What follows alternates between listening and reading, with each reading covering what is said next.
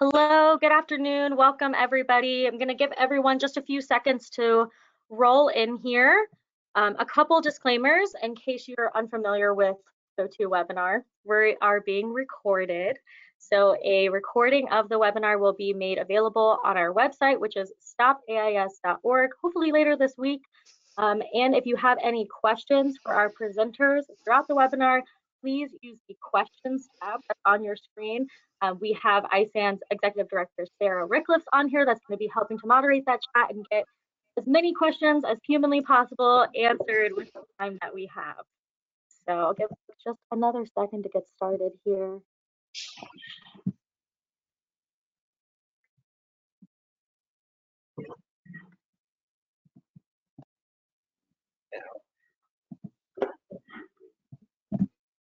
Okay, well, I think that we're going to get started. So thank you all for joining in to the Rehoming webinar. My name is Jennifer Riddle. I work for Invasive Species Action Network, and I manage the Don't Let It Loose program. So before I pass it over to all of our speakers that are here today, I want to share just a little bit of background about the Don't Let It Loose program. So Don't Let It Loose is a national program promoting responsible pet ownership and preventing the introduction of invasive species through pets and plants that people have in their homes. The major components of this program are our pet rehoming network that spans across 13 states. So this is where we have partnered with independent pet stores and state agencies and pet or animal rescue organizations to create an alternative to pet release for folks who are no longer able to take care of their pets. They have a place, like I said, in about 13 states where they can go and surrender a pet if necessary. We also have a high-risk water body signage program up in 8 states. So these signs serve as a reminder to pet owners to not dump their aquariums or release their pet anywhere because they could become invasive species. And in a lot of cases, it's illegal to be releasing a pet. We also have classroom education toolkits, teaching this Don't Let It Loose lesson to K through 6th grade kids, and especially those who maybe have a pet in the classroom. This is a great lesson and a great way to introduce the concept of invasive species. And finally, we also have pet industry partnerships. So this is Don't Let It Loose partnering with folks who create pet habitats or sell pet food, or maybe even they sell live animals to folks, and getting this message to their customers. We're able to do all of these great aspects of the program with the support of the U.S. Fish and Wildlife Service. And ISAN's been managing the program for about 12 years. So finally, I just want to offer, if you guys want to learn more about the Don't Let It Loose program, if you represent a state invasive species program or a pet store or animal rescue, if you're a teacher, or if you just want to find some way to initiate Don't Let It Loose in your community, please get connected with me. My email is up on the screen. It's jennifer@stopais.org. We have a lot of resources that I can share with you for whatever aspect of work that you do, or I'm happy to explore other ways that we can partner. So if you want to learn more, please reach out to me. And if you're not familiar with our websites, that is stopais.org for Invasive Species Action Network and don'tletitloose.com for the Don't Let It Loose program. So I'm going to go ahead and pass it over to our first presenter. Again, if you have questions, please use the questions tab. And we're going to get to those at the end. So we'll save them all to the end, but just start popping them in there as you think of things. So our first presenter is Sarah Stallman. Sarah Stallman is the extension leader for the Pennsylvania Sea Grant. She joined Pennsylvania Sea Grant in 2006 and became extension leader in July 2017. Sarah provides statewide leadership and management of the Pennsylvania Sea Grant Extension Program in key areas, including community resilience, invasive species, water quality, fisheries, watershed restoration, and land use planning. She has extensive experience engaging with local, national, and international audience through dynamic presentations, hands-on experiences, and developing novel tools and resources to support sustainability of Pennsylvania's water resources. Sarah earned her bachelor's in biology with a minor in psychology from Penn State Farrand and her master's degree in biology from Shippensburg University in Pennsylvania. Sarah, thank you so much for being here. I'm going to pass the screen on to you, so you should be able to share in just a moment. There you go. Take it away whenever you're ready. Thank you. All right, give me just 1 second here. Thank you. Show my screen. Can you see my presentation? I can see your presentation. Thank you. Perfect. All right, I'm going to turn my camera off. And can you still see my presentation? Because I don't see it. Oh, there we go. I can still see your presentation. You're good. You're good. Sorry, this is a new platform for me, so wanting to make sure it runs smoothly. All right, well, thank you everyone. Again, my name is Sarah Stallman. I am the extension leader for Pennsylvania Sea Grants. I'm going to be highlighting some of the work that we've done in Pennsylvania. Relatively new to this and kind of learning from others, so I'm looking forward to hearing what's going on in other states and programs. First, I want to give a huge shout out to our partners, and I'll be kind of diving a little bit deeper into our partners and their roles, but couldn't have done it without them. The Erie Humane Society, Herbs Alive Foundation, our local news source, Erie News Now, our local Girl Scout troops, as well as funding from the Great Lakes Restoration Initiative. So just a little bit of background on how we got started with doing pet surrender events in Erie, Pennsylvania. So what you're looking at is an aerial screenshot of Erie and Presque Isle State Park, which is a recurved sandspit peninsula with 11 sandy beaches, lots of hiking trails, biking, and other water recreational activities. It brings in about 4 million visitors per year, but it also brings in different kinds of species that get introduced. We kind of noticed some hot spots within Presque Isle, specifically with an area called the Lagoon System, where we started seeing things like starry stonewort, water hyacinth, water lettuce, red-eared slider turtles. So we began to have conversations about how we could raise awareness about not dumping aquariums and also providing alternatives for release. So we began with a red-eared slider monitoring program on Presque Isle State Park, just to get an idea of how many turtles are there, kind of what that looks like as far as reproduction, and potential sites where we're seeing more concentrations of red-eared sliders being found. So within this project, we wanted to pull in kind of some community science aspects and have people on the lookout for red-eared sliders and to be reporting them. So we spent some time developing some outreach materials and doing some news articles, press releases, things like that to raise awareness about the issue and have people kind of get on board with us in trying to find these turtles. One of the things that was kind of a touchy issue is once we would trap out the turtles, we would do some morphometric data, and we would have to euthanize them, which nobody wants to do. We don't want to do it. People don't like to hear about turtles getting euthanized. So we wanted to kind of step up and say, you know, there's alternatives that we can provide, not just you reaching out to a vet or you know, another hobbyist, but that we could provide these opportunities for people to come and surrender their pets and have them rehomed to other areas.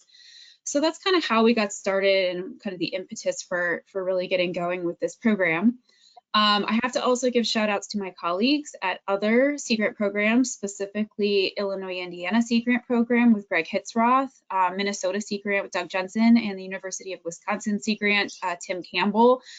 They have been doing this a lot longer than me, and they helped to kind of provide the structure and the outline for me to be able to kind of jump on board and do these programs. And so it was either the Upper Midwest Invasive Species Conference or the International Conference on Aquatic Invasive Species, where they did some really great presentations that essentially walked you through how to hold a pet surrender event. So that's really how we got started.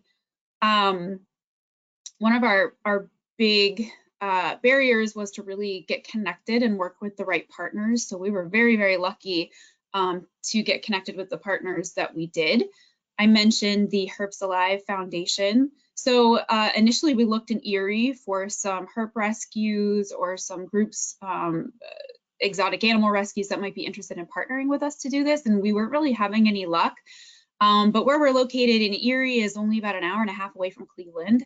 And so we found Herbs Alive. They were excited about working on this project, and they take in all different types of aquarium animals, and they rehome them. And if they can't rehome them, they stay there at the sanctuary, so it's no kill.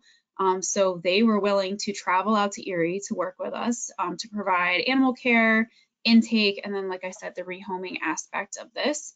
They also provided a lot of the documentation and the surrender forms to help us move through the process.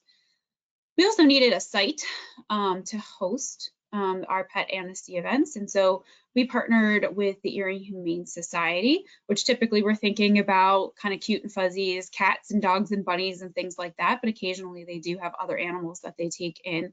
But it's very well known in our area. So it was kind of this convenient location that most people knew about. And because they're so well known, they have a really heavy following on social media. And so not only were they are our site host, but they also helped to coordinate a lot of our social media outreach, Facebook events and things like that to reach a wide audience. And then Herps Alive and Sea Grant would kind of share from there. So kind of the logistics and how we got started and things that we thought about before holding the event, things like timing. So far we've held 3 events. So like I said, we're pretty new at this and just kind of getting started. Typically holding them in the fall and the spring to try to coincide with either school going into session, where kids are either leaving pets at home and parents don't know what to do with those pets, or that school is letting out and maybe there was a classroom pet, or maybe there were college students that had pets in their dorms and now they don't know what to do with them. So that's typically the timing that we've tried to stick with. Again, location, we chose a location that was well known by the community, that's easy to access, people know where it is and it's convenient. And we also wanted to choose a location that had a lot of other foot traffic. So not just that they would be coming in for the event, but that there might be people there, you know, looking at dogs or cats and might be interested to learn about, you know, the information that we had at the booth. Registration was also something that we kind of went back and forth on. The timing of this was a little bit interesting because just as we were planning these is when, you know, the really big COVID heavy outbreaks were happening. And so, you know, everybody was wearing masks and people weren't leaving. And so we wanted to make it as safe as possible. So for our very first event, which I'll show in just a second, we made pre-registration mandatory so that we knew there were specific time slots and we knew when people were going to be coming to drop things off, and we could make sure there wasn't like a huge influx all at one time. And we used SurveyMonkey, and within our registration, we had people fill out their general contact information. We wanted to know what pets they were planning on surrendering, why they were surrendering their pets, and also how they heard about the event. So it was a good opportunity to kind of get some feedback and information that way too. So here's the events that we've held so far.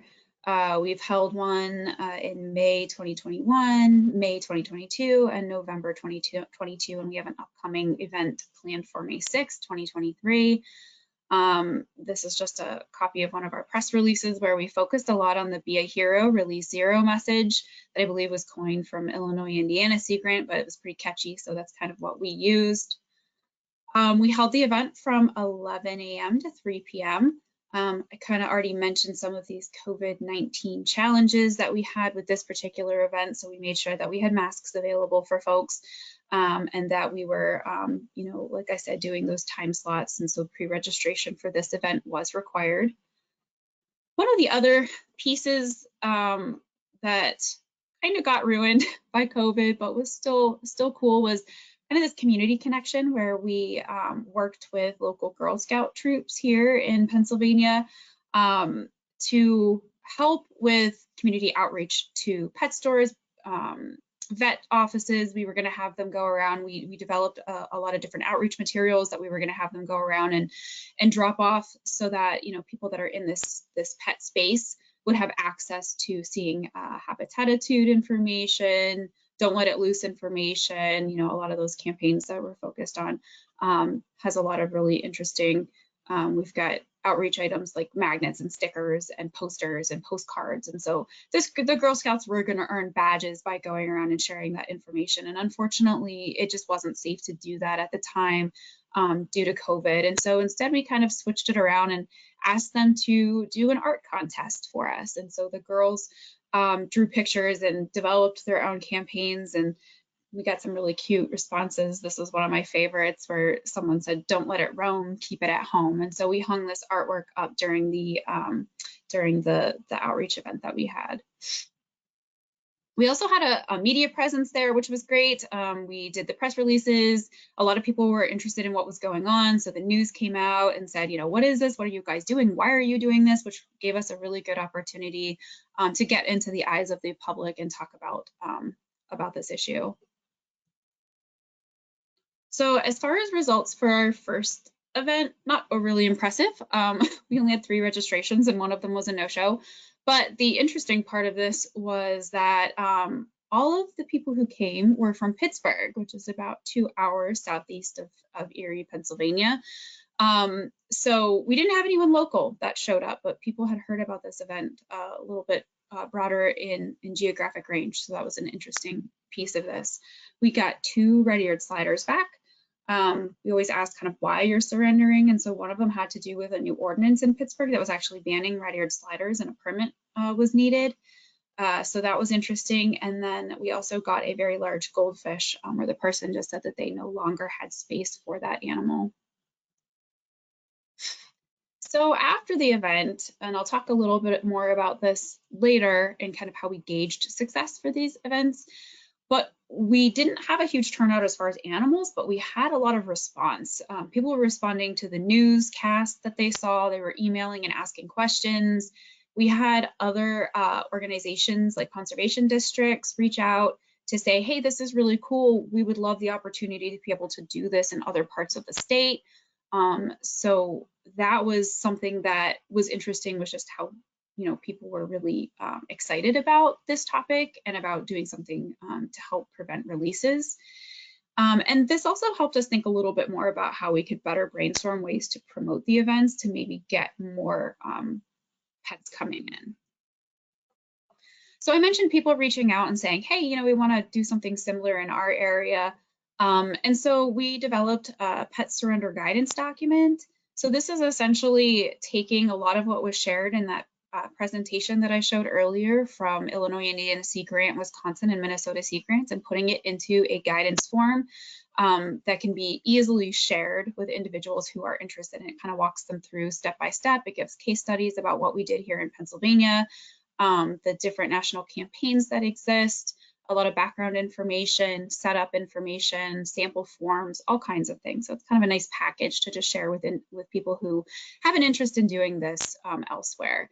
It's kind of at a standstill right now because it's all developed, but we're waiting on some graphic design, but it should be out very soon, and we'll be able to share that with people. So we are excited about that. This is a video. I'm not going to play it because I don't have enough time, but it is on YouTube. And this is a video that we put together at Pennsylvania Sea Grant to educate people about different vectors of spread, and this one focused on aquariums and water gardens.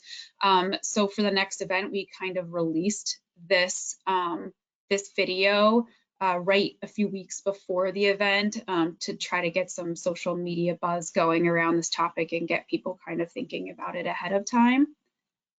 It's going to start. And then we also did an actual promotion, a promotional commercial with Erie News Now, where they came out and filmed at the Humane Society, and we talked, it was just a brief commercial where we talked about the event and aquatic invasive species in general and why they're a problem. And this was aired probably 2 weeks prior to the second May event in 2022. No, I'm not going to let you watch that either. I'm going to try to zip through this. So here was the May 21st, 2022 event. Again, this was held 11 to 3, and this time we did not require pre-registration. We said it was preferred because we did want to get a lot of that information, but walk-ins were accepted. We ended up with 10 pre-registrations from this event, 3 walk-ins, and a total of 21 pets surrendered. So a little bit higher than we had previously with the other events. So we were happy to see that. So what we got were turtles, tortoises, and fish. We got red-eared slider turtles, Midland painted turtle, yellow-bellied slider turtle, West African mud turtle. We got Russian tortoise and redfoot tortoise. We got plecos, Raphael catfish, Corydoras catfish, green tiger barbs, and also goldfish. Then kind of going back to some of the reasons that we saw for surrender at this event were things like this was my child's pet. The maintenance of the pet was just too much to handle. No longer having space, the animal had grown too large. So those were some of the things that we were kind of seeing over and over again as reasons for surrender. So then this past November, we held our third event. We did not do the promotions for this event like we did for the second event. And in this one, we only ended up with one surrender. This was a yellow-bellied slider that had been rescued from a military base when it was really tiny. And that was all the way back in 2004. So this was kind of an old guy. And they just didn't know what to do with it anymore. So they brought him in and shared that there was a lot of relief because they really just weren't sure what to do with this animal. They knew they shouldn't release it, which was good, but they were happy to have a place to bring him. Again, this was someone that was not from the Erie area, but rather Chagrin Falls, Ohio. So I thought it was interesting that kind of the biggest event turnout that we had coincided with a lot of that added promotional effort, such as the news events and media.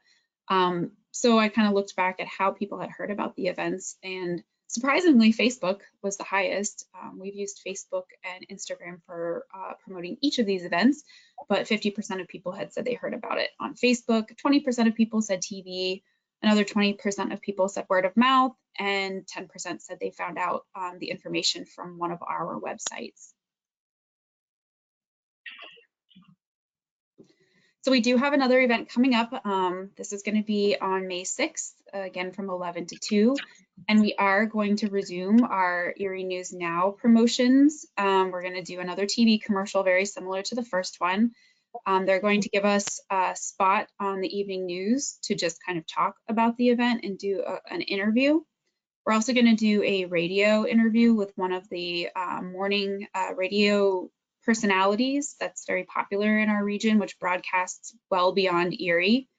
And we're also toying with the idea of doing a digital media contest. So kind of having something on social media asking, we haven't really decided what that's going to be yet, but asking a question or having people submit pictures or doing some type of a contest to win a prize to raise awareness about the event and get people talking about it. We're also doing a lot more connecting now that COVID is not a huge barrier anymore. We're connecting with our local pet shops. We have a local mom and pop shop that is really interested in this kind of thing. They're working with us on a different project that's looking at promoting native plants and choosing native over non-native plants. And so we said, hey, would you want to support this effort as well and share some of our materials? And they were very much on board with that. So we're going to tie in with them as well. We're also working with our Pennsylvania Invasive Species Council. They do a monthly newsletter and are always looking for stories. So we're going to do a story in one of the newsletters. And we're also having discussions about reinvigorating our connection with the Girl Scouts. We have quite a few aquatic invasive species resources here at Sea Grant. A lot of them are focused on organisms and trade pathways. So we have fact sheets like some of the ones shown here, specifically on species like red-eared slider, as well as more vector-specific outreach and best management practices that we can share. So this is kind of the tips, preventing the spread of AIS tips for aquarium owners. We also have one for teachers, for water gardeners, and a whole slew of different audiences that we use.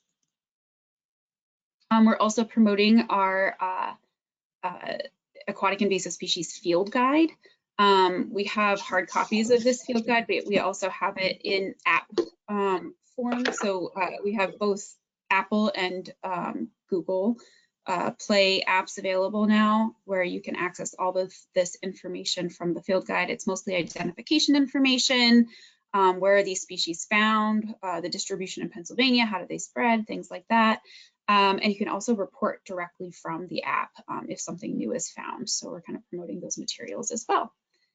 And then just to wrap up, I think I have a minute left. Some of the kind of important reminders and reflections that we pulled from from this experience is, one, making sure that the public has a clear understanding of what animals will and will not be accepted. And that's something we kind of learned after the first event is it's not just fish and turtles, but depending on your partner, like ours was Herbs Alive, they were able to accept other aquarium pets as well, like snakes and lizards and things like that, which we didn't promote the first time around. So we want to make sure that we share that, it doesn't necessarily have to be something that's swimming in water. We're also wanting to focus a little bit more on safety measures and transport for the pets, and making sure that they come in things like buckets or plastic tubs instead of these heavy glass aquariums, and making sure we have enough space for transport. And then I touched on this a little bit, but defining the success of the event isn't only by what's brought back, it's also by the amount of knowledge that was shared and the number of people that were reached. How many people came to the educational tables that we had set up at the pet surrender events just to kind of learn and talk about it, whether they had a pet to surrender or not. We can define success by the interest from others in doing events, and also requests from the public and our media opportunities. So I think that's it, and I believe we're holding questions to the end. Yep, thank you so much, Sarah. We are going to hold questions until the end, but if you have them, put them into the questions tab. Thank you for sharing. I think that don't let it roam, leave it at home is so cute. I love that. I've never heard that, and the kids came up with that, so that's great. Okay, so for now, we're going to move on to our next speaker, who is Jan Four. Jan Four is a Florida Fish and Wildlife Conservation Commission biologist, serving as education and outreach coordinator for the Non-Native Fish and Wildlife Program. She organizes and manages public outreach programs and offers educational presentations regarding non-native species topics in Florida. Jan supervises the Exotic Pet Amnesty Program and teaches a monthly Python Patrol training course for the public. Prior to joining the agency, Jan had an 18-year career as an animal trainer, working with dolphins, sharks, sloths, and marmosets in zoological parks like SeaWorld. She is a U.S. Army veteran and holds a master's degree in conservation biology. Loves to travel and has volunteered with animal rescue organizations in India, Thailand, and Bali. Jan, thank you so much. I'm going to go ahead and pass on presenting to you. So the floor is yours. Whenever you're ready, go for it. I am going to load up, and let me know if you can't hear me, but I'll load up what I need to load up here. I can hear you, and I'm seeing your calendar. Oh no, okay, so how do I must have hit the wrong button. Apologies. That's okay. My calendar probably looks very busy. You do. You look like you have a lot going on. Let me see if I can get myself out of my mistake. Sure. Oh, that's something I'm not usually very good at. That's okay. Take your time. Okay, let's do this. All right. I see that you have PowerPoint open in your bottom bar there. Is your presentation maybe right there? Is it going to let me do that if we do this? So. Oh, yeah. So that looks great. Oh. Put it in presenter mode. That's perfect. All right. Thank you so much, Jen. The benefits of having those that are technologically savvy. Oh, how nice. What a good save. I appreciate you, Jennifer.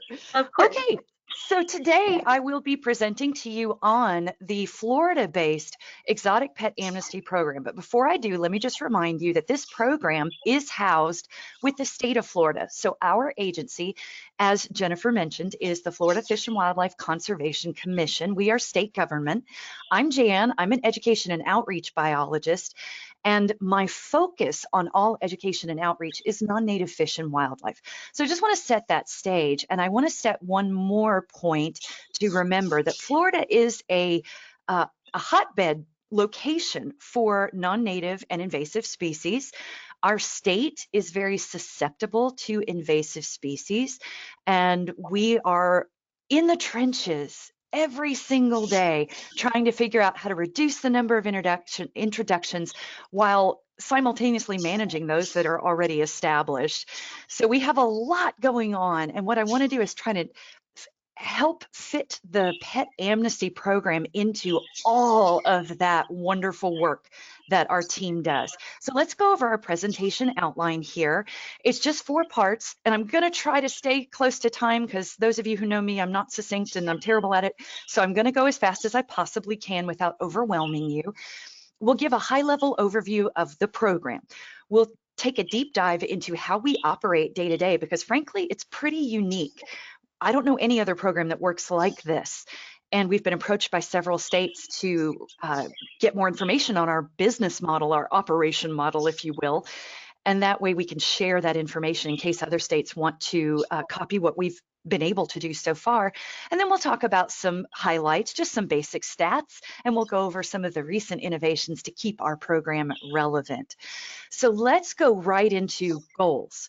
Of course, under the umbrella of the Don't Let It Loose program, the number one goal, and it's a very lofty goal that I fully support, is to reduce the number of non-native species, fish and wildlife species, introduced into Florida. We're susceptible. We've got to stop the flow into Florida. So how are we going to do that? That sounds great. Let's do that. How? Well, first, we need to offer support to non-native pet owners in Florida. It's not enough to have the oversight from the regulatory side of the state, which is super important. Florida has a robust pet trade industry, so some species require oversight and regulation. But what about the pet owners already in possession? What do we do for them? We also want to be proactive rather than reactive. When someone's already in ownership and possession of a non-native pet, we can have our program to meet their needs, but let's put ourselves out of business, right? Let's have such good education and outreach on pet choice, on impacts of non-native species that become invasive. Let's educate so that pet owners in Florida are aware before they need our program. So if we take a look at how all of those goals apply to the actual program itself, what we are is a free rehoming service for Florida pet owners who are in possession of a non-native pet species. That means we're intended for non-native animals kept as pets, and that native, domestic, and free roaming animals are going to fall outside the scope of our program. We always refer owners that are in possession of those species to the right entity, but we're trying to find solutions for a problem that is very specific. So we leave the native, domestic, and the free roaming issues to others. All of the pets that come into the program for rehoming are rehomed in a multi-state network of approved qualified adopters. So that means, yes, we accept pets from Florida-based pet owners, but we can place those pets inside of Florida and beyond. And that's a really cool innovation that we've been able to develop and increase in the last few years. Now, we're the exotic pet amnesty program, so let's not ignore the elephant in the room. That would also be a non-native species in Florida, or the parrot, as it were. The exotic pet amnesty program. Why do we need amnesty? Why not just call it the pet rehoming service? Why not just call it the Florida pet matchmaking service? Why not? Why amnesty? Let's take a deep dive into this just for a minute because it's cool. And I don't want to bore you. I don't think regulatory structure is boring. So let me give you my take on regulations as best as I possibly can without saying something that's not factually correct. So our program, the Pet Amnesty Program, is in this fancy rule, that 68-5.008. Oh my gosh, that's a lot. That's a mouthful. Nobody's going to remember that unless you work in regulatory structure. What is the purpose of amnesty? This is the line that's written in the rule book. We want to encourage anybody that's in possession of unwanted, that's key, right? They don't want it, they can't care for it, they can't afford it, doesn't matter. Unwanted non-native fish and wildlife as pets. They have to be kept as pets. We want to encourage folks that are in that situation to relinquish such pets to those qualified adopters. So what's the definition? What am I getting amnesty? Amnesty is basically a kind of forgiveness legally, right? What am I getting amnesty from? Anyone that reaches out to our program as a pet owner in possession of that non-native pet is not in violation of the permit requirement housed in a whole other rule. And that permit requirement governs the purchase, the sale, and the transfer of wildlife. Basically, the take-home message from this slide here is, and I don't know if this is on your screen too, so I'm going to try and move it real quick. No, go away. I messed up, everybody. Let's go back. Okay, hopefully you can still see my screen. Okay, so what that means is that the regulatory structure in Florida, it governs all purchase, sale, and transfer of captive wildlife, including non-native species kept as pets. So if I want to give you my bearded dragon, I might be able to do that. But what if I want to give you my Burmese python? What if I want to give you something that's quite highly regulated in the state? It gets tricky really quickly. And we don't expect every member of the public to know the nuances of this rule. We want to be there as the compassionate side of rule. And that's why our program is incorporated into rule. It's codified into this rule chapter. It's kind of cool. What does this mean in reality? In reality, it applies specifically to what an owner can do and what an adopter in our program can do. And this is where the legal stuff turns kind of fun and interesting. Owners participating in our program receive a temporary window of amnesty. So they can't have amnesty forever. That's not the purpose of the program. They get 90 days and they can renew that 90 days. And they get this amnesty, this forgiveness from the rules for pet possession. So that means if they didn't have the proper permit and license, basically they're keeping the pet illegally, they don't have to worry about it anymore. We're going to take care of it. We're going to accept that pet, find it a new home, and they're not going to face a penalty for that. They also don't have to pit tag their animal if it's a regulated species that requires a pit tag, a microchip, or come into compliance with necessary caging updates for highly regulated species. If they haven't done any of this and they kept the pet whether they knew about the rule or not, we don't care. Amnesty is universal. For any reason, at any time, the owner may request that amnesty for a non-native pet in their possession, and they won't face any fees or penalties. So owners receive that from rule. The adopters, and this is where it's cool, the adopters in our program would normally not be able to accept possession of non-native pets from an entity that's an individual, a nature center, a zoo, or anybody that had it for any reason.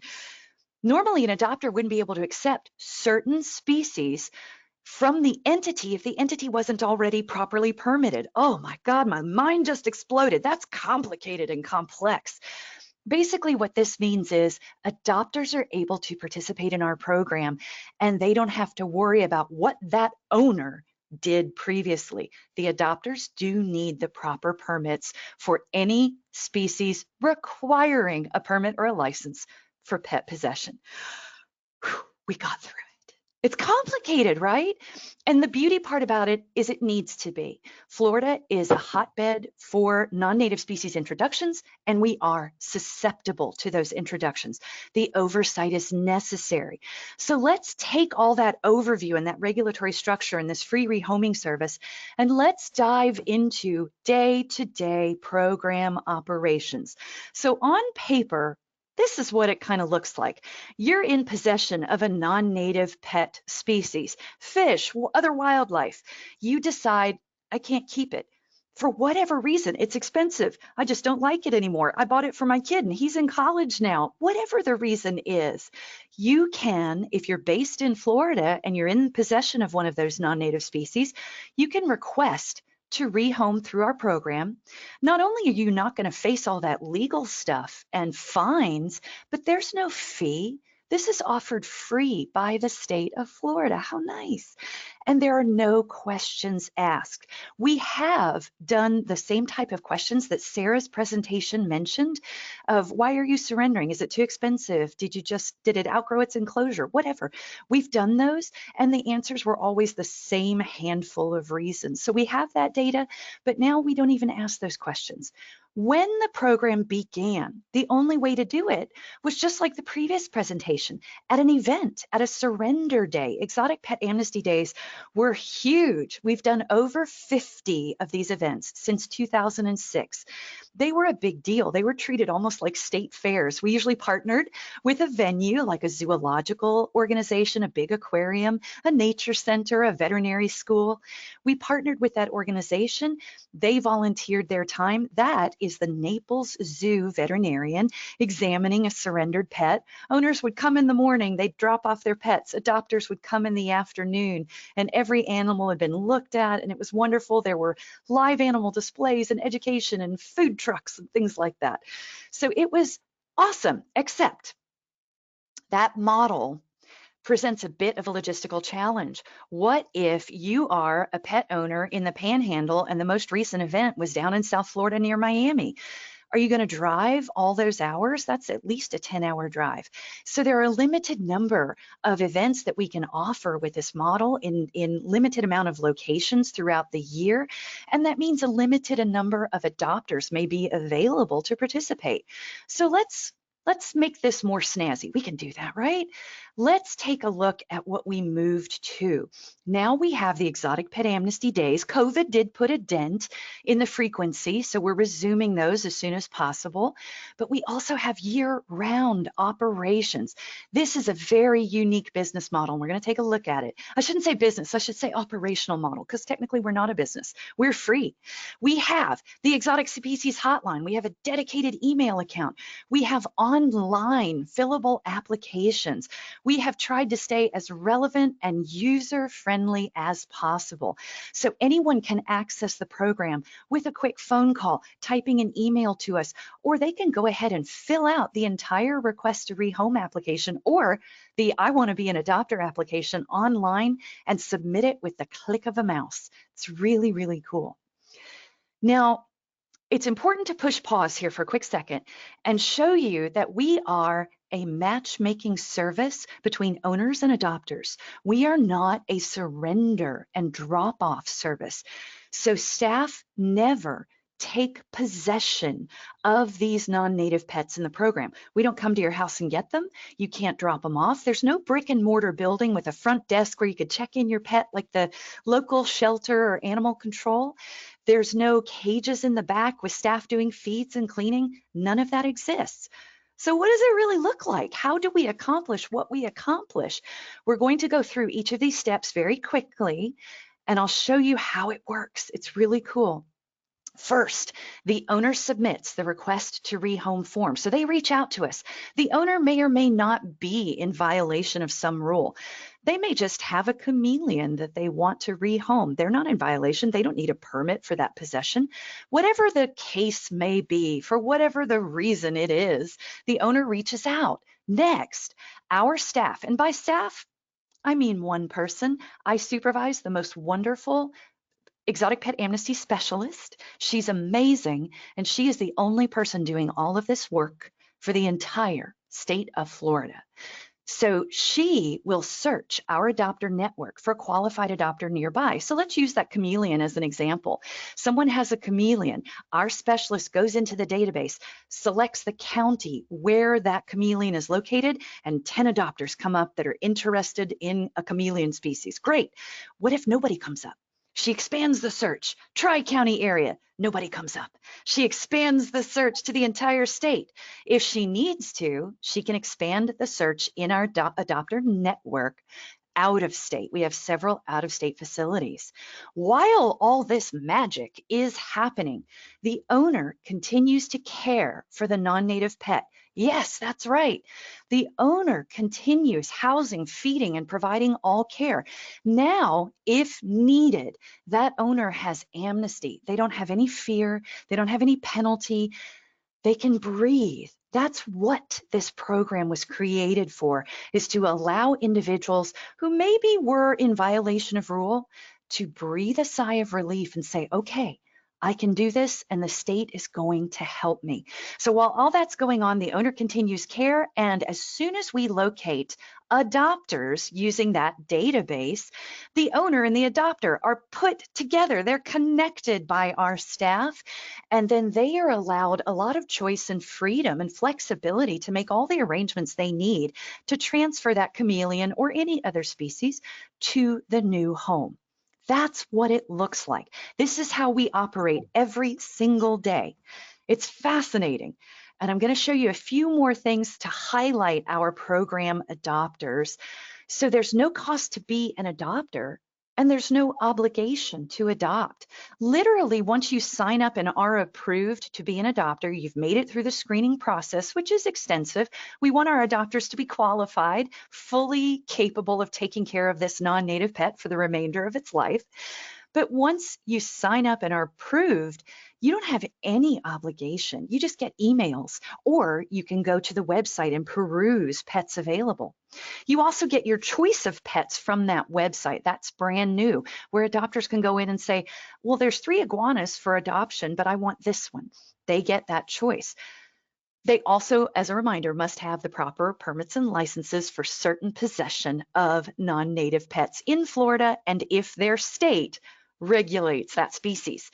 Anyone can become an adopter. Here's a quick laundry list. And we accept private entities as well as commercial or educational entities, because all of those folks are in a position to provide forever care for the pet. And our program success really does depend on our database of almost 900 active adopters. We have to continue recruitment every year. The highest year I think we ever had was just over 200 adopters recruited. I want to say that was 2011. We're on track to beat that this year, having recruited 47 new adopters since January 1. It's important that we do that, and we need to communicate with our adopters on new social media platforms, stay relevant on all the current trends of modern communication, so that we continue to reach new audiences that may not know about our program and may be in a prime position to help us place these pets. Hey, So, Jan, I'm so yeah, sorry to interrupt you. We're getting pretty close on time. So if you, yeah, wrap it up in just about a minute or so, that would be perfect. you got it. I got your Thank take-home you. slide right here. So Oh, amazing. Okay, thank you. to sum up, the Exotic Pet Amnesty Program is all about pet placement rather than the traditional shelter model where you surrender and drop off. Let me give you some take-home messages. We're a free public service, so there's no fee for an adopter to participate and join. There's no fee for the owner or legal penalty for the owner. It's safe for owners because of the amnesty. They don't have to worry about being reported in any way, shape, or form. And it's safe for pets because we do not euthanize pets in our program. And then finally, or sorry, not finally, next, we're not the surrender shelter model. So that means no drop-offs, but we're also not the best program for immediate adoptions. So when we get that call of, I'm moving tomorrow, my landlord said I have to get rid of it, we may not be the best fit, but we are in a position to help get that person to the right entity. And finally, as you know, not accepted are things that fall outside of the scope of our program, including non-native domestic pets, free roaming wildlife that somebody just started feeding and got attached to, or large commercial inventory. And with that, I will stop sharing my screen. And here we go. There we go. And come back to you guys. Thank you for the time check. Boy, I needed it. No, you're good. Thank you so much for sharing. I know you've got a lot of good stuff to talk about, and your program is huge. So I really appreciate you sharing. For folks online, if you have any questions for Jan, go ahead and put them into the questions box now. Jan's going to hop off here in just a minute, but if you think of some questions for her specific program after the fact, reach out to me, or Jan, if you want to share your email address, that could work too. Whatever's best. You got it. I'll drop it in the chat box. That sounds perfect. In the meantime, Jan, I have a question for you. So I want to know, what is the most shocking or surprising species that you have seen need rehoming through your program? It's a tough call, and this happened before my time, but I would have to say Madagascar hissing cockroaches. That was Several, very multiple. interesting. Yes, it was multiple, and we were able to rehome them.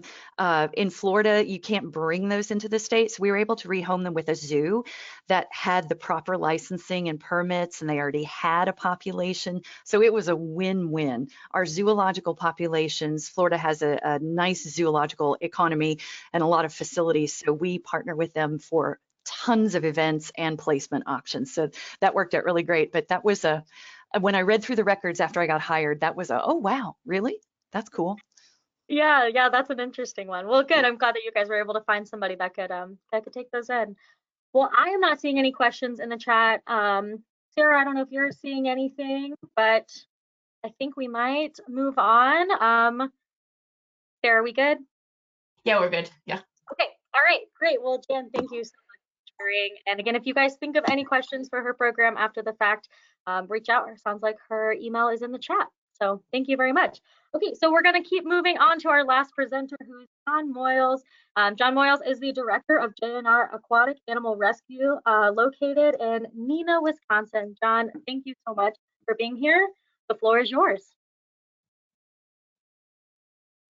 Hi, thank you so much for having me. I'm John. I'm the director of JNR Aquatic Animal Rescue.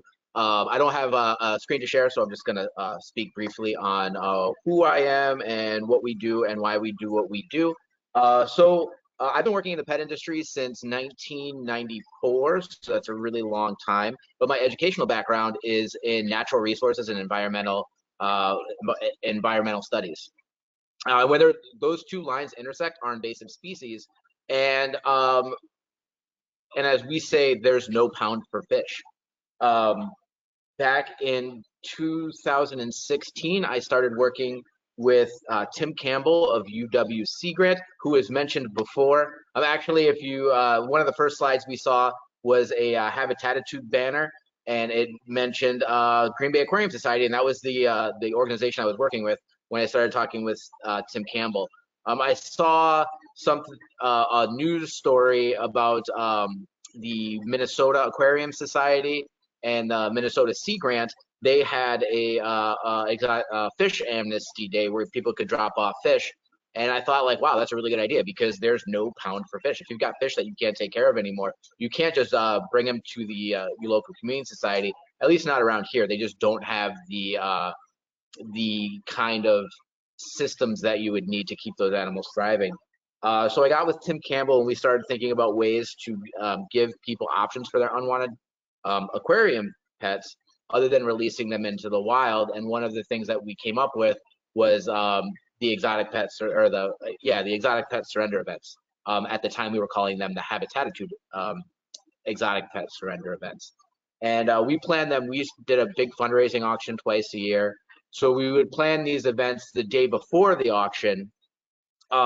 So we would have like a quick turnaround time, because we never really knew what people were going to drop off. And so that way we would bring them home, rebag them, reoxygenate them, and then in the morning we would bring them to our auction, where they would be placed into homes, and then we would use the money generated for to keep the program going. And that worked really well. We also did a surrender network, where if you had a pet that you couldn't take care of, you would go to our website at the Green Bay Aquarium Society, and you would be able to fill out the form. The emails would come to me, and then I had a database of individuals and organizations that could help.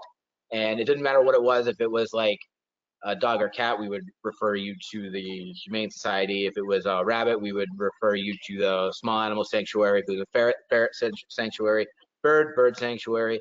And then for fish, we had a list of our group members that would be able to help with fish. And I did that for 4 years, and everything was working really great. In February of 2020, so like right before the pandemic, I started JNR Aquatic Animal Rescue, so I could really focus on these, on the events and also on the network. So I opened up my home to become kind of like a makeshift animal shelter. I started off with about 20 aquariums, and I had been doing this for 4 years. So I kind of thought I had an idea of what kind of demand there would be for these events or for this service. and I was way off. I think within about 6 months we were up to 70 aquariums, and now I have a 2,400 square foot space in a strip mall where we're open to the public, because just there's so much demand. And so we take all sorts of animals here every day. Every day is an amnesty day here.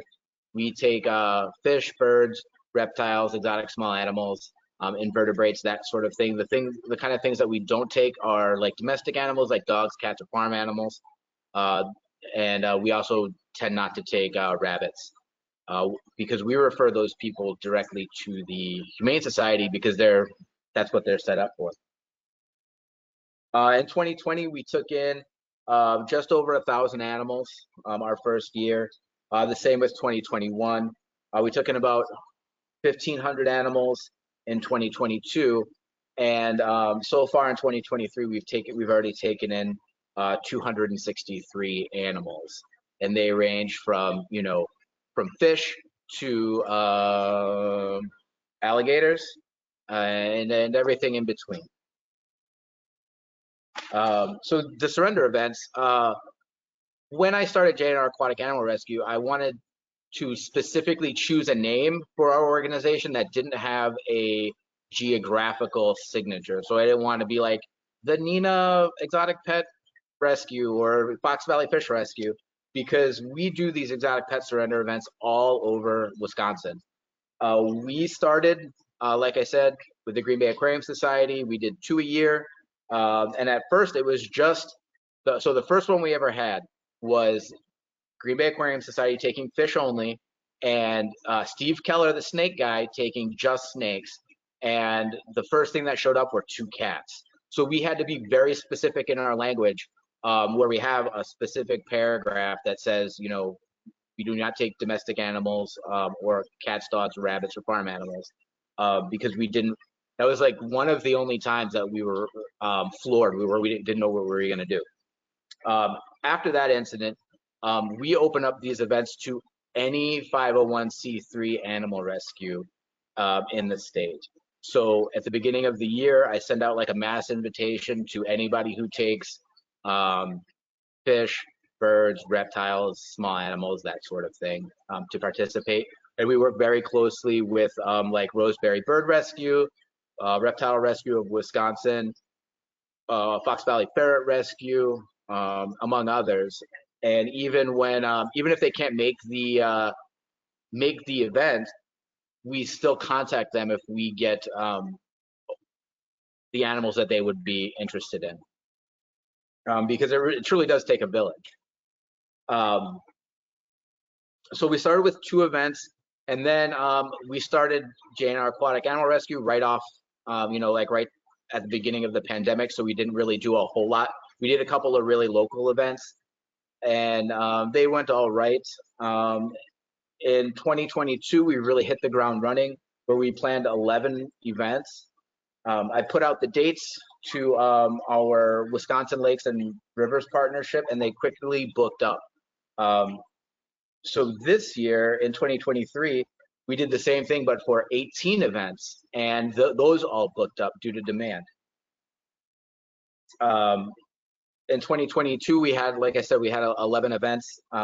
We took in 402 animals, and we had 466 people attend. This year so far, like I said, we have 18 events, and we've had 3 already, and we've already taken in 48 animals. We've had 86 people surrender animals or stop by and learn about invasive species.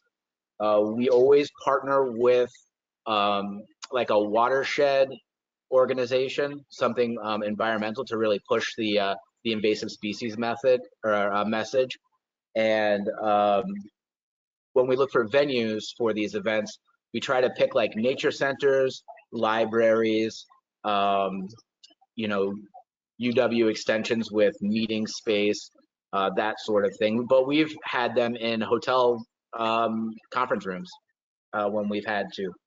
And it's, they were talking about before, it's really hard to measure success. And it really is, because you think like, You know, if you get a bunch of animals, that it was a really successful event, but it wasn't like that successful for the animals because they had to be surrendered. So sometimes, you know, when you get no animals, that means everybody could, you know, everybody can take care of their pets. So that's also a success. We get a lot of people that think that when people surrender their exotic pets, it's because they're like way over their head, and they didn't, you know, they didn't know it was going to be this hard.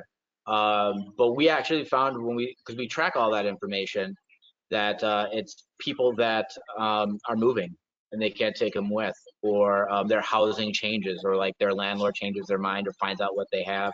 In Wisconsin, we kind of have a unique situation where there's no overarching exotic animal ordinance for the state. It differs from city to city.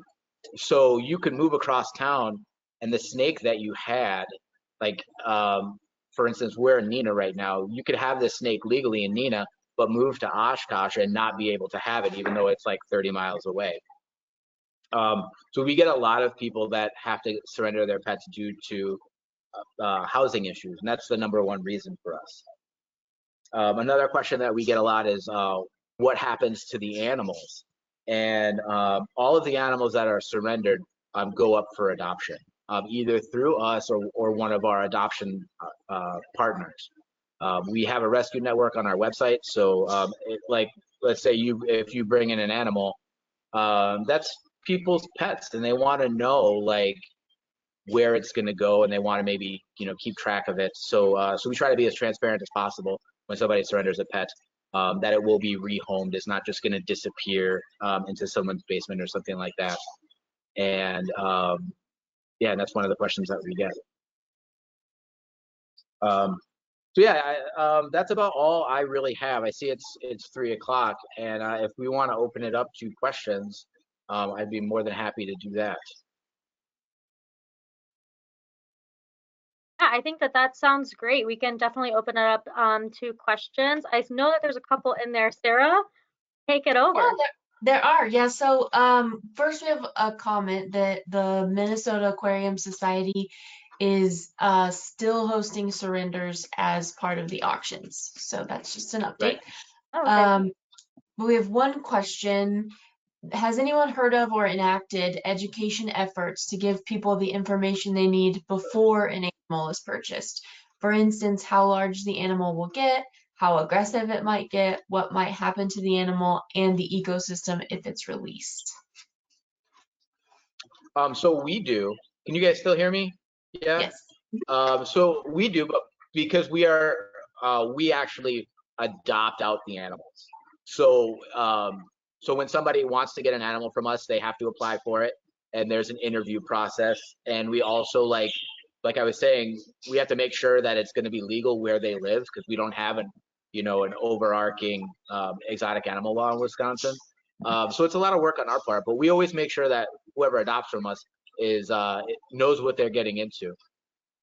It's really hard. It would be really hard for some of these other organizations to do something like that, because they're not in the pet store, physically bagging up the animal or packing it up, and you can never really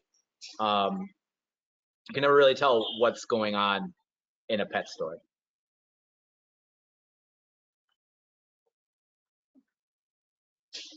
Sarah, I saw you hopped on. Do you have anything to add there? Anything your program is doing?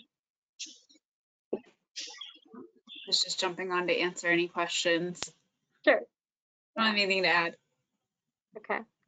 I believe that's something that the Habitatitude program has been exploring a little bit of how to get information out to pet owners before they make a purchase of a pet. And so I believe if you go onto their website, there are resources for all different types of animals and care sheets, and trying to prepare pet owners before they adopt something, right? To try to prevent the likelihood that they may have to rehome it at some point or would not be able to care for it down the line. So thank you for the question. Yeah, we also have another comment in the question box that Petco has a great fish compatibility brochure from Habitatitude. So that would be another resource for everyone looking. And then just a follow-up to the question about the education, that's the biggest concern that this person has, is what's happening in those pet stores prior to purchase. But in the pet store's defense, we live in the technology age. I carry the all of human knowledge in my pocket at all times. So it really is also up to some of the responsibility is on the consumer to make sure that they know what they're getting into and not just 100% impulse buying. So um, you know, so the responsibility has to be shared. And this is something also that Don't Let It Loose explores too. So that rehoming network that I mentioned before we got started here, that's where we go in and try to connect with independent pet stores. So that's not us going into like Petco or PetSmart or these big names, but these mom and pop shops that are really ingrained in their communities and are really trusted by their customers. And so talking with them about invasive species and not releasing pets and helping to get their they're hoping to get their help with getting this information out to their customers and educating the pet owners before they adopt things out. So yeah, there's talk of that a little bit, but it's hard to know what's going on in every pet store, and especially these bigger box stores too. That connection just hasn't really been made yet. And I feel like the actual fish bags for Petco and PetSmart have habitattitude messaging right on the bags. If the consumer stops and looks at the actual bag, it'll have like, do not release this pet into the wild, and here's what you can do. So yeah, so I think that there is some communication there, about habitattitude. Great. Okay, we have a couple more questions. So, in your travel amongst pet stores, have you guys seen return with no questions asked policies, or are you not seeing that?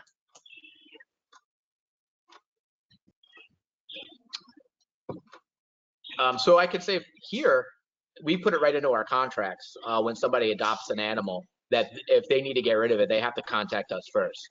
Okay. And most pet stores have their return policy on pets, whether it's 14 days or 30 days or whatever. But outside of that, I don't see a whole lot of guaranteed, if you can't take care of it anymore, you can bring it here. Some mom and pop stores will take it, will take it back. But I don't see a whole lot of, where it's guaranteed that they will 100% take it back. Okay. At least in my area. Okay. So this next question, oh, sorry. Oh, I was just going to add on that also, in Don't Let It Loose experience with visiting with pet stores, I find that folks are open to accepting surrendered pets, but especially with small mom and pop stores, it's really based on capacity and do we have room for this thing right now? And so, but I have also heard stories of people just dropping things off, even like without the store being open, right? They'll come in the next day and there's a pet by the front door, So yes, I think it's based on capacity, but it does be no questions asked and no fees. In my experience with most of these pet stores, they really seem to care about making sure that the animal has a home and less so about penalizing the pet owner. Yeah, and we're open admission, and we never charge a fee to surrender either, at our adoption center or at any of these events. And we've had people just drop stuff off. Somebody ding dong ditched a 2-foot alligator gar on my front porch once, and we're open admission. So if they would have let us know, like, we would have said yes, but it was still a surprising thing for 7 o'clock on a Sunday morning. Yeah. Okay, so the next question is, it might be best for Sarah to answer, but did any of you do any direct outreach by distributing posters and flyers to convenience stores and other public places? They know that it worked well here in Minnesota. Yeah, so that was kind of our original plan when we started this up, which, got foiled because we were trying to avoid person-to-person contact. So we kind of cut that out, but that's something we're talking about doing again. We haven't gone into pet stores in quite a while. I know I've seen the bags that John just mentioned, like the habitattitude bags in the past. But recently, I don't know if that's something they're still doing. I don't know if they have habitattitude information up. So I think that's kind of next on our list, is to kind of get back into actually going into the pet stores and seeing, where we might be able to share some resources and get some information up. within those pet stores. And we do have that local pet store that said they wanted to work with us, so I think we'll start there and see what kind of information we can get there, because we know they're already, you know, willing to work with us. So since we do stuff all over the state, we work with local environmental agencies, and we will email them our flyer and say like, hey, if you've got any volunteers that can like ride around, and we have Quick Trip gas stations here, and they let us hang up flyers in their, you know, they have like the public bulletin boards, also like libraries and grocery stores and stuff like that, and that's really helped. We found that if we don't have that local buy-in, our events are very they're not as well advertised. Like we don't get hardly anybody in, we don't get people stopping by. So we really like to work with a lot of local agencies, like our venues and our environmental partners. And we have, speaking of Minnesota, if we have an event coming up in Hudson, Wisconsin, which is like right on the border by the Twin Cities. So if you want to hang up some posters, shoot me an email. That's really great. Someone in the comments noted that Tetra donated the pre-printed Habitatitude fish bags as part of like a $1.3 million contribution. So next question would be, do any of your programs work directly with the breeders of these non-native species? I'm thinking of sites such as Underground Reptiles that make it really easy for people to purchase exotic animals. So I send out 500 emails a year asking for support and sponsorship to various pet industry companies, whether it be breeders or distributors or manufacturers. And yeah, it's been somewhat successful. We have fundraisers throughout the year that they help out in. But yeah, it would be great if we could get some more buy-in from some of the other breeders and manufacturers and things like that.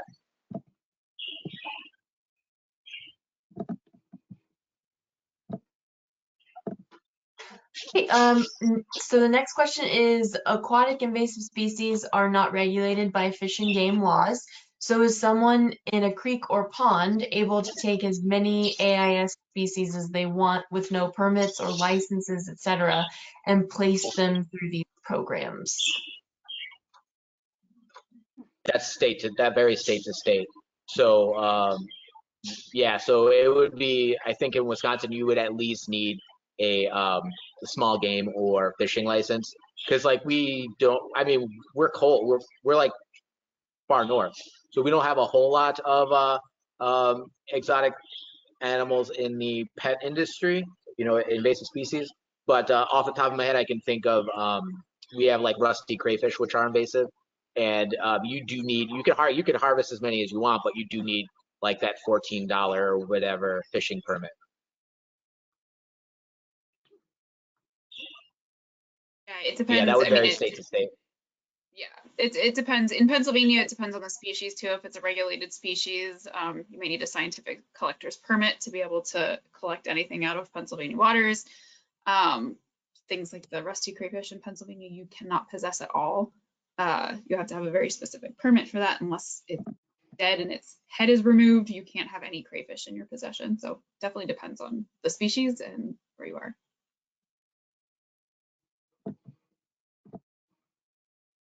Okay, and just a comment that in Minnesota, harvesters would need to have a collection permit through Minnesota DNR. So, but that is all the questions that I see so far. Okay, thank you so much, Sarah. Well, I guess with our last 1 minute here, I'll extend the same question to you two that I asked Jan. What is the most shocking species that you've seen turned in at one of your surrender events? I'll let I don't Sarah have go anything first. exciting because I just shared everything that was ours has been so small and just kind of pop up, surrender events here and there. And most of them have been roughly the same kinds of things. I think the most wild thing that we've got was a tortoise, and that's not very wild. So sorry, I don't have anything hissing or exciting to share.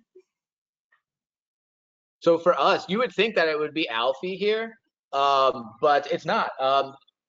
Where we were located when I was running out of my house in a city called Menasha, I can have alligators up to 30 inches, but I can't have chickens. They're completely illegal, or at least they were at the time. And somebody one time dropped off 3 chickens, and I was like, "What am I gonna do with these chickens?"